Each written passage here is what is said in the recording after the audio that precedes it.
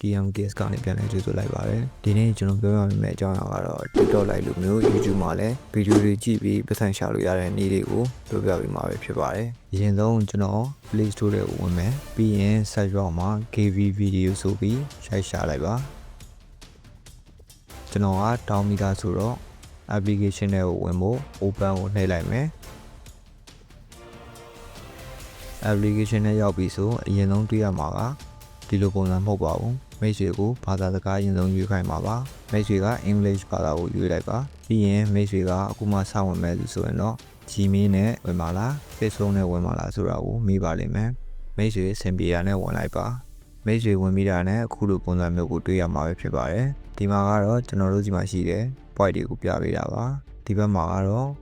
100% ပြည့်သွားရင်ငွေထုတ်လို့ရပြီဆိုတာကို% နဲ့ပြပေးထားတာပါဒီဘက်မှာကတော့ wallet ပဲဖြစ်ပါတယ်ပတ်စံထုတ်လို့ရတဲ့နေရာပဲဖြစ်ပါတယ်သူဘေးကလက်ဆောင်ပုံတွေကတော့ကြော်ညာရေးကြည့်ပြီး point လေးတွေယူလို့ရပါတယ် point တွေများလာလို့% တွေတက်လာရင်ဒီဘက်မှာ wallet ထဲမှာငွေသွားထုတ်လို့ရပါတယ်အောက်မှာကမိတ်ဆွေကြိုက်တဲ့ဗီဒီယိုကိုရှာကြည့်လို့ရပါတယ်ကျွန်တော်တခုကြည့်ပြပါမယ်ဗီဒီယိုတခုစဖွင့်လိုက်တာနဲ့ကြော်ညာတက်လာရင်ကြည့်ပေးလိုက်ပါ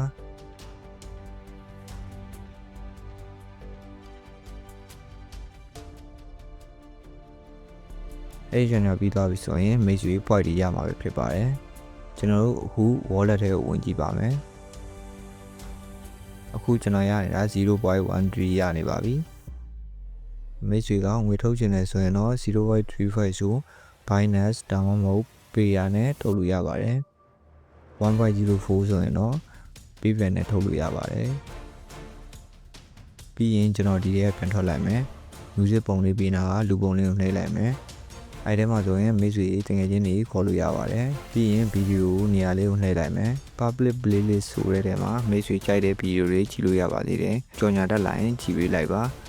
ပြီးတော့ရင်မိတ်ဆွေ point ရမှာပဲဖြစ်ပါတယ်